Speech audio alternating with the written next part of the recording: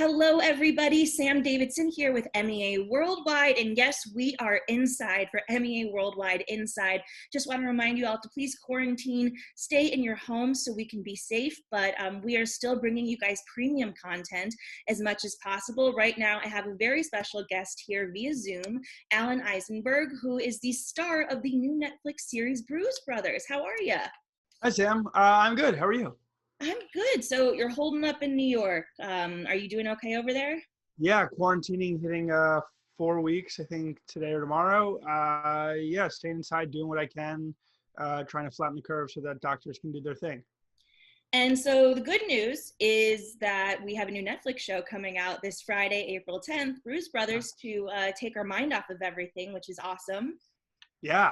I mean, we were excited to make a show for any time period, but if it hits now, it hits now. Perfect time to binge.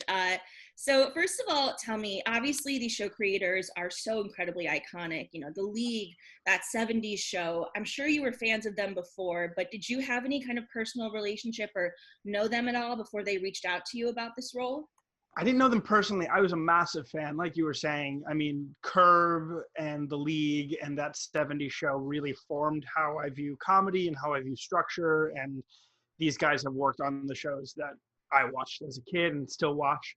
So I remember that email coming in from my agents being like, hey, would you put yourself on tape for this, Shaffer Brothers show? And I went, yes, please. And what do I have to do to meet them, to get into their world? And I made a tape and they asked me to fly out to LA and I met with them. And then we made a season of television that you will now be able to watch. And that's insane to me that the episodes end and it says, Shaffer Brothers. And like, I got to be in that. It still doesn't make any sense. It's so cool. It must have been a really, really fun vibe on set. Were they involved on set a lot? Did they pop in from time to time? Oh, I mean, Greg Schaffer was there every moment of every shot everything that we shot. Greg was there. Jeff was there most of the time. He directed about half the episodes, but he was also doing Curb Your Enthusiasm and Dave, which is on FX, which is amazing at the same time. And he somehow found hours in the day. He would start the morning with us, direct a couple scenes, then go edit Curb Your Enthusiasm, then go prep Dave, and then come back and direct a couple scenes at the end of the day with us. They were very involved and very hands-on, and trusted us like partners. The show is super loose and very improvised, and from day one, they were like, whatever you want to do, let's try it. If it doesn't work, it doesn't work, but you and Mike and Carmen and Marcus should have fun, and let's see if we can make something funny. Yeah. What do those scripts look like? Are they very loose, kind of, like an idea of what's supposed to happen? Or are there actual words that they say that you can change them? Yeah, there were scripts with actual words in them. And I think on other shows, you'll get scripts with actual words in them and you shoot that 10, 15, 20 times. And then for the last one, they say, okay, try something, improvise a little bit. Fun run, I think is a big term that people use, but it's really on that last take. On Brews, from really our first take, they were like, if something doesn't work for you, if you have a different idea, try it. So as opposed to most shows, it's scripted, improvised. Ours is loose, improvise. And then if for some reason we didn't have it, we would try the very scripted version just to say that we did. But no, those guys gave us so much freedom and we had so much fun because I never knew what Mike was going to throw at me. He didn't know what I was going to throw at him. And it just kept everything really loose and fun. And I've never worked on a show like that. And so I'm assuming that most of the cast members were improvisers, that they've had backgrounds, whether it's Groundlings or UCB or something like that. Yeah. Everyone. I mean, Mike Castle, who plays my brother, came up through the Chicago improv scene. Marcus Ray, who plays Chewy, came up through the LA improv scene. Then we had people like Flula Borg, who came up through the German improv scene. Toby Huss, who's an incredible comedian. Wayne Fetterman, Steve Randazizi from The League. Like all these guys who are just professional improvisers and feel very comfortable with walking into a scene knowing nothing and knowing that at the end they will find something funny.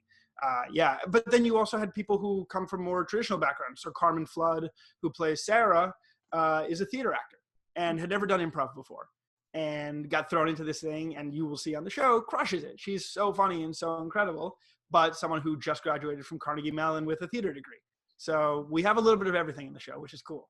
Awesome. And I know there's kind of an irony to all of this, is that right before you started shooting, right, you found out you had celiac disease? Yeah. which means you can't drink beer. Yeah.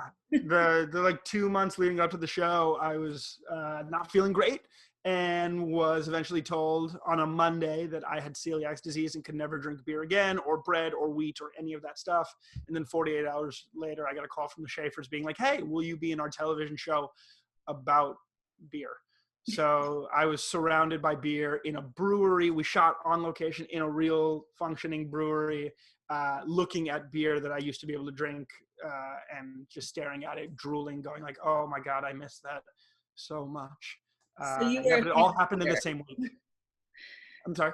I said, so you were a fan of beer I before. was, yeah. I was an expert on the consumption side. I didn't really know the behind the scenes world, the brewery world. But then once I got this, I kind of threw myself into research there to understand how beer is made and really appreciating it as an art form. And now that I can't drink it, I only know about how it's made. So I will never know both of them. I will never be able to drink it and how to make it. I can either do one or the other. I can't do both. Were the rest of the cast members taking advantage a little bit of the beer situation? Would people have beers Yeah. after takes? Yeah. I hope Yeah, so. I mean, not after takes, but at the end of the day, I mean, we were in a brewery and, we were surrounded by cicerones, people who live and drink beer. So I think they would have a couple sips, but then there was also a bar down the street that we would go to kind of to escape our set. And the entire cast and crew, with the exception of myself, fell in love with a bunch of really weird, pretentious beers that they found. And would just kind of sit there sipping it, staring at me, going, "Oh, you gotta, you really." And I just wouldn't. It was true torture. Oh man, that sounds pretty rough. Given all of the improv that's going on set, I'm sure a lot of laughs. Was there any scene or memory in particular where you guys just couldn't get it right, or you couldn't stop laughing, and you all had to kind of like get on the same page, but it was really hard? Yeah, every day, kind of. That was the beautiful thing about the show, is that I knew I was going to walk in every day and at some point was going to laugh uncontrollably. The one that I really think about is we had a guest star, Toby Huss, who is a guy who has been in everything. He's an incredible actor and very funny. And he plays a homeless man in the show. Mm-hmm. And we have a scene where I am interviewing him, and I've never laughed so hard in my life. There is video of it somewhere where I am in tears apologizing to 150 people. I could not keep it together. It was the most unprofessional day of my life. I feel an immense amount of shame about it, but Mike Castle and the Shaffer still bring it up because it was really bad. But yeah, there's a scene in, I think it's episode 8, with me and Toby Huss, and it looks like a functioning scene, but just know when you are watching that, I am not keeping it together. I'm a mess, and I am crying in between takes because everything he did was funnier and different, and he walked it. You just have to see it. He's a crazy person, and I can't believe he's on our show. And I mean, the cast had so much chemistry. What did you guys do to make that real for yourselves, or was it just kind of an on and off type of thing when you were shooting versus when you went home and went to sleep? I think we got lucky. When I booked the show, Mike and I had a mutual friend who set us up, gave us each other's numbers, and we had dinner the night before our first table read and just hit it off and spent 3-4 hours talking about our families and lives and kind of where we came from. And from there, we're like, oh, great, we have chemistry. And then everyone else, it kind of just really gelled nicely. And like I said, we'd shoot 12, 13 hours a day and then all go to a bar together. And then 10 hours later, be back at work. Like, we spent 2 months every day with each other, 16, 17 hours a day. And we didn't really get sick of each other. We just had a lot of fun. And like, those are guys who are like some of my closest friends. And I want to make another season of television with them because we had such a good time. It was camp. And I mean, it's obviously sounds like such an amazing experience for you and probably for everyone else. What's your biggest takeaway from this, whether it's something you learned or a relationship that you built or just learning about beer or another acting technique you picked up?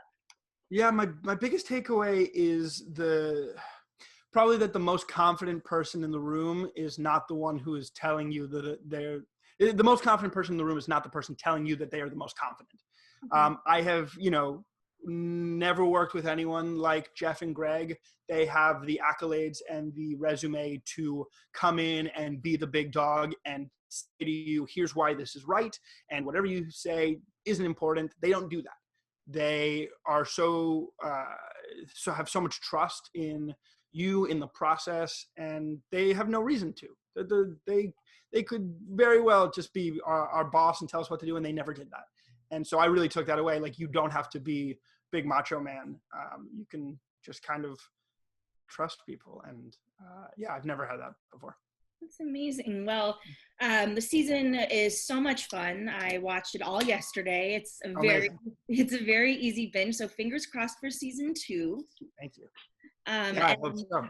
That would, yeah, it'd be great. And I hope that it will bring some smiles to people during this crazy time. Yeah. Anytime. I mean, the beautiful thing about Netflix is that if you want to watch in a quarantine or if you want to watch it in a year, we will be there for you. So. Awesome. Well, thank you so much for joining us, Alan. We really, really appreciate it. And everybody, please make sure to tune in to Brews Brothers on Netflix. It premieres this Friday on April 10th. And we'll see you next time. Bye. Thanks, Alan. Well, thanks, Em. Have a good one. Stay safe. Stay safe.